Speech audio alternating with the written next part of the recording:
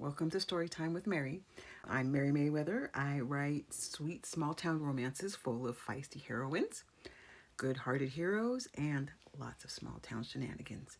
Starting today, every Tuesday and Thursday, I'll read a few pages from one of my stories. So grab your coffee, get comfortable. We're going to begin.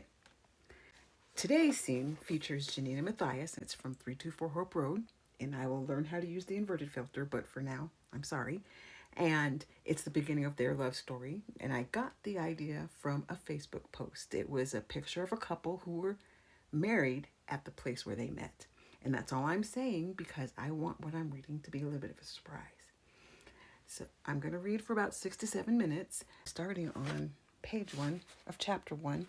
The title is Rule Number 1, Chicken or Steak. The cuts the big butcher package of either meat were portioned too large for one person. While the choice was simple, it had consequences. Whatever Janine Darling chose would be her dinner for at least 2 and possibly 3 days. She bobbed her head like her ears were the trays of a scale weighing her options. It stopped on steak. Steak? Okay. Time to move on to the next item. What would she have for lunch tomorrow? Hoping that what she had in her cart would help with her decision, Janine took an inventory. She tapped a finger on the cart handle with each item. 6-pack of microbrew. Sanitary napkins that she concealed between a bag of barbecue chips and a package of Oreos. No help there. Then Janine's gaze landed on an older couple. The wife gripped the cart handle for balance while the husband showed her the different cuts of meat. After a couple of exchanges, they found something they agreed upon.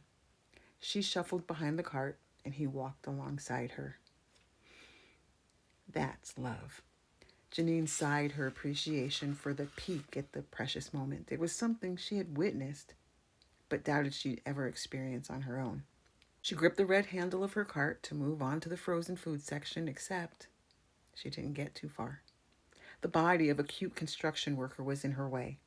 His iron shirt, neatly pressed Wrangler jeans said that he was possibly the foreman. Janine tensed and pulled on the cart before it collided with his assets. The measuring tape attached to his belt hook added a cute touch. If I knew what he'd fixed, I'd go home and break it. I'd have the reason to call him for help. As quickly as the thought ran through her mind, a flush of heat ran through her cheeks. If the man she dubbed Fix-It Bob had any inclination of what she thought about him, she would die of embarrassment. Janine recovered, backed away, circled around the freezer that kept both of them contained to the small area. Fix-It Bob glanced up from the package of meat in his hands.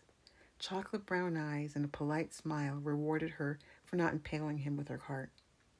When Fix-It Bob directed his attention back to the package of meat in his hands, Janine decided the warm brown eyes with his closely shaved beard were a deadly combination. Move quickly and don't look back. A gravelly drawl demanded Janine's attention. Excuse me. Janine halted. She glanced toward the dangerously handsome man, and her heart did a little flip-flop. What could he possibly want from her? The wicked grin on his face betrayed him. Fix-It Bob was aware of his effect on women and wasn't afraid to use it to his advantage. He probably broke more hearts than he fixed. I've never cooked salmon before. Do you have any recommendations on how I should prepare it? The drawl. Janine's heart whimpered. Well, she cleared her throat. When in doubt, I go for the pre-made marinades. She could cook salmon using a variety of flavors and methods.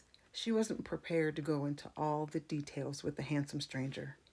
The man tilted his head and peered into Janine's cart. Looks like you and your husband are fixing to have a nice meal. No, it's just me. Janine's body warmed. The flush of warmth that began a little below her waist rushed to her chest.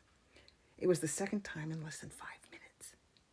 Her better judgment screamed to get away from the man who used his soft, you can trust me grin to draw her into the conversation. Being single was one thing. Admitting it to a stranger opened the door to situations she'd rather not consider. Oh, he straightened. I have a crazy idea. Do you want to hear it? Maybe. Janine's chirp gave away her loss of confidence. First, let me introduce myself. My name is Matthias Timmerman. I've seen you here for weeks. What's your name? I'm Janine. There was something about associating a name with the face that made Matthias seem more approachable. Before, she liked him because he was easy on the eyes. Now, Janine found herself liking him because he seemed like an authentic person. Would he like her once he knew she was broken? His smile implored her to trust him. I've seen you around for weeks, so I'm not being impulsive. Janine spoke slowly, hoping her effect would add levity to the discussion.